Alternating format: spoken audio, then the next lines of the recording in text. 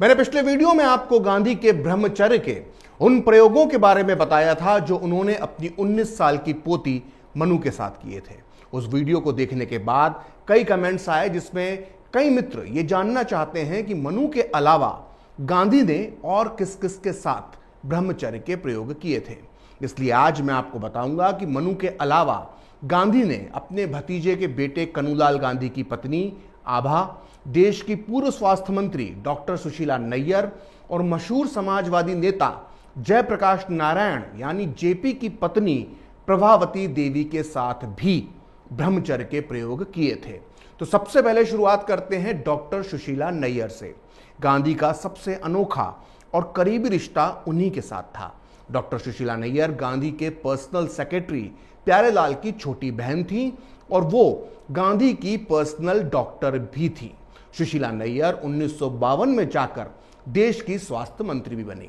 सुशीला नैयर के साथ गांधी किस तरह से ब्रह्मचर्य के प्रयोग करते थे, इसका खुलासा किया है दुनिया भर में मशहूर महान लेखक वेद मेहता ने।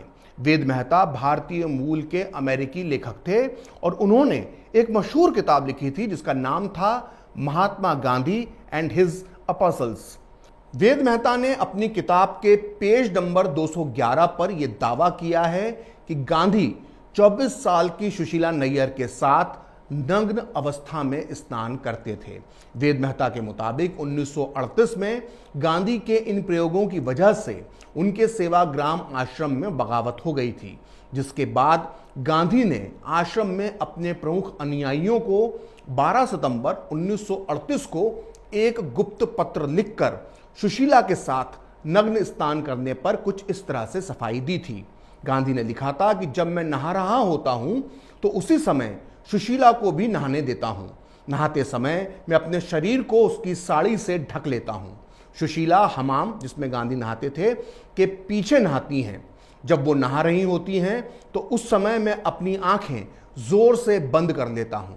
मुझे ये नहीं पता कि वह नग्न नहाती है या अंतवस्त्र यानी अंडर गारमेंट पहनकर नहाती है। मैं आवाज से बस ये अनुमान लगा पाता हूं कि वो साबुन का इस्तेमाल कर रही है। तो मशहूर लेखक वेद मेहता ने यह दावा किया कि उस समय 69 साल के गांधी 24 साल की सुशीला नैयर के साथ स्नान करते थे। अगर आपको वेद मेहता की सच्चाई पर यकीन नहीं है तो फिर आपको खुद गांधी की कही बातों को पढ़ना चाहिए। गांधी ने खुद माना था कि सुशीला उनके साथ स्नान करती है। जैसा कि मैंने अपने पिछले वीडियो में आपको बताया था कि नोआखली में गांधी अपनी पोती मनु के साथ ब्रह्मचर्य के प्रयोग कर रहे थे।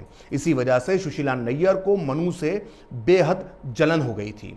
उन्होंने मनुबेन को रास्ते से हटाने के लिए उन पर अपने भाई प्यारेलाल के साथ शादी करने का दबाव बनाया। जैसा कि मैंने आपको बताया है कि प्यारेलाल गांधी के पर्सनल सेक्रेटरी थे और वो उम्र में मनुबेन से दुगने थे। इससे दुखी होकर मनुबेन ने अपनी डायरी में 1 जनवरी 1947 को लिखा, सुशीला बहन मुझे अपने भाई प्यारेलाल से शादी करने के लिए कह रही हैं, लेकिन मैंने उन्हें साफ मना कर दिया और सारी बात बापू को बता दी। बापू ने मुझसे कहा कि सुशीला अपने होश में नहीं है। उन्होंने कहा कि कुछ दिन पहले तक वह उनके सामने निर्वस्त्र यानी नग्न होकर नहाती थी और उनके साथ सोया भी करती थी, लेकिन अब यानी गांधी को मेरा सहारा लेना पड़ रहा है। तो सुना आपने, सुशीला के साथ स्नान करने की बात खुद गांधी ने भी मानी थी। जैसा कि मैंने आपको अपने पिछले वीडियो में बताया था कि मनुबेन की डायरी पर गांधी रोज अपने हस्ताक्षर यानी साइन करते थे। जाहिर है इस डायरी की सत्यता पर कोई भी उंगली नहीं उठा सकता। मनु और गांधी के ब्रह्मचर्य के प्रयोग पर मेरे पिछले वीडियो का लिंक डिस्क्रिप्शन बॉक्स में मौजूद है, आप उसे वहां देख सकते हैं। आइए अब डॉक्टर सुशीला नैयर के बाद बात करते हैं एक नए किरदार की, जिनका नाम था आभा गांधी, जो गांधी के भतीजे के बेटे कनुलाल गांधी की पत्नी थी। यानी आभा बहन गांधी के पोते की पत्नी थी। मतलब ये कि वो करीबी रिश्ते में गांधी की बहू लगती थी। गांधी ने आभा के साथ भी ब्रह्मचर्य के प्रयोग किए थे, वो भी तब जब आभा सिर्फ 16 साल की थी। आभा ने खुद मशहूर लेखक वेद मेहता को बताया था कि जब वो 16 साल की थी तब उन्हें गांधी के साथ सोने के लिए आदेश दिए गए थे। उस वक्त कमसिन उम्र की आभा बहन को यह लगा कि गांधी को कपकपी यानी ठंड लग रही है, इसलिए उन्हें गांधी को गर्म करने की जिम्मेदारी दी गई थी। वेद मेहता को दिए इंटरव्यू में आभा बहन ने सवालों के जवाब कुछ इस तरह से दिए थे। वेद मेहता, क्या आप उस समय कपड़े पहनी रहती थी? आभा बहन, वे मुझसे कपड़े उतार देने के लिए जरूर कहते थे, लेकिन जहां तक मुझे याद है कि मैं पेटीकोट और चोली पहने रहती थी। वेद मेहता, तब गांधी जी क्या पहने रहते थे? आभा बहन ने जवाब दिया कि मुझे याद नहीं है कि वो कोई कपड़ा पहने रहते थे या नहीं, उसके बारे में मुझे सोचना अच्छा नहीं लगता। बाद में जाकर खुद गांधी ने अपने करीबी मुन्ना लाल शाह को लिखे एक पत्र में बताया था कि आभा ने बाद में जाकर उनके साथ सोने से इनकार कर दिया था। 6 मार्च 1945 को लिखा गया यह पत्र संपूर्ण गांधी वांग्मय में प्रकाशित हुआ है और उसे कोई भी गांधीवादी जाकर आराम से पढ़ सकता है। आइए अब सुशीला नैयर और आभा गांधी के बाद बात करते हैं इस ब्रह्मचर्य के प्रयोग की तीसरी किरदार की, जिसका नाम था प्रभावती देवी, जो भारत के महान समाजवादी नेता जयप्रकाश नारायण यानी जेपी की पत्नी थी। ये वही जेपी हैं जिन्होंने 1975 में इंदिरा गांधी के खिलाफ आंदोलन चलाया था। खैर, अपनी शादी के तत्काल बाद प्रभावती देवी ने गांधी की संगत में आजीवन ब्रह्मचर्य का पालन करने का प्रण ले लिया था। हैरत की बात है कि प्रभावती ने इतना बड़ा फैसला लेने से पहले अपने पति जयप्रकाश नारायण को भरोसे में नहीं लिया था। नतीजा जेपी को भी मजबूरी में आजीवन ब्रह्मचर्य का पालन करना पड़ा। जेपी को बच्चों से बहुत प्यार था, लेकिन अपनी पत्नी प्रभावती के प्रण की वजह से वो जीवन भर इस खुशी से वंचित रहे। जेपी ने इसके लिए कभी भी गांधी को माफ नहीं किया। 30 और 40 के दशक में दोनों पति पत्नी के बीच गांधी को लेकर कई बार लड़ाइयां हुई।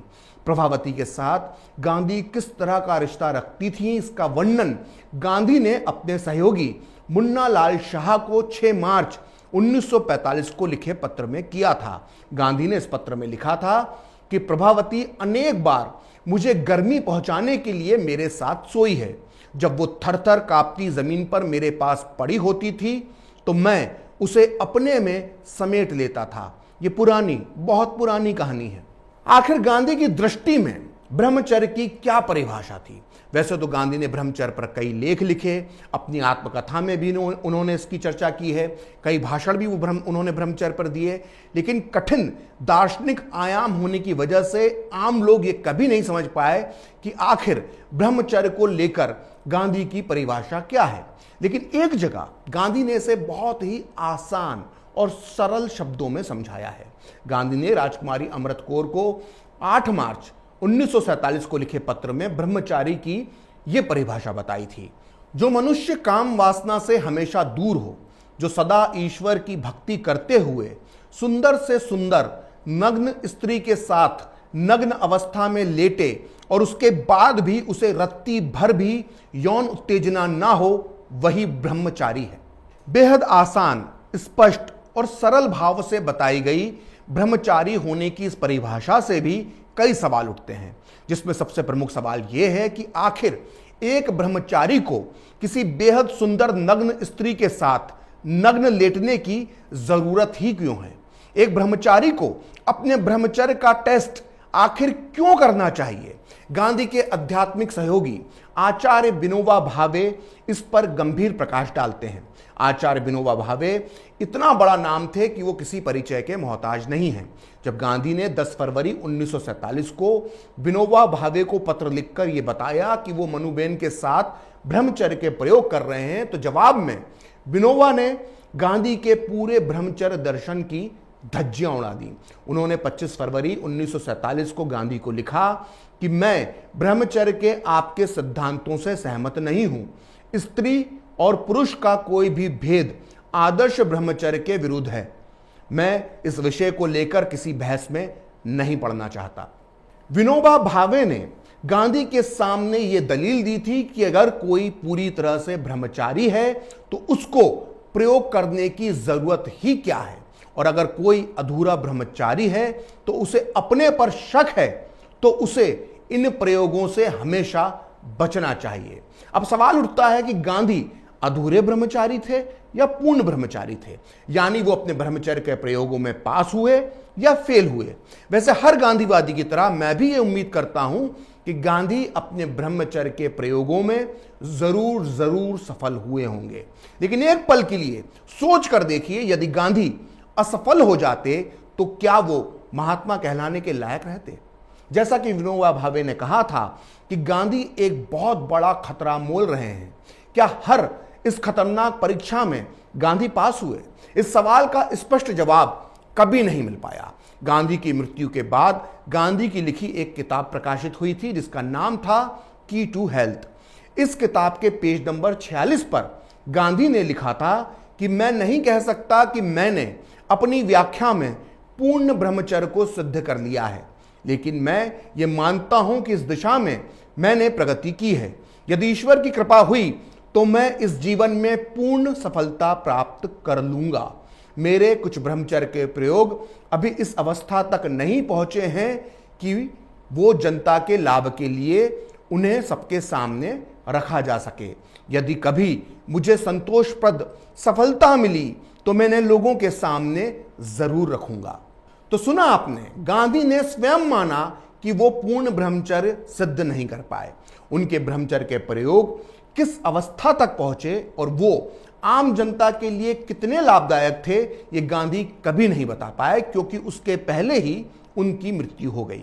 फिलहाल खरी बात प्रखर के साथ में इतना ही। ये वीडियो आपको कैसा लगा ये जरूर कमेंट करें, क्योंकि मैं आपका हर कमेंट बहुत ध्यान से पढ़ता हूं। आप चाहें तो मुझसे जुड़ने के लिए मेरे फेसबुक पेज प्रखर श्री 78 को लाइक कर सकते हैं। अगर ट्विटर पर आप मुझसे जुड़ना चाहते हैं तो मेरा ट्विटर हैंडल है प्रखर श्री 78। अगर आपको ये वीडियो पसंद आया तो इसे लाइक करें, शेयर करें और कैपिटल टीवी को सब्सक्राइब करें। नमस्कार।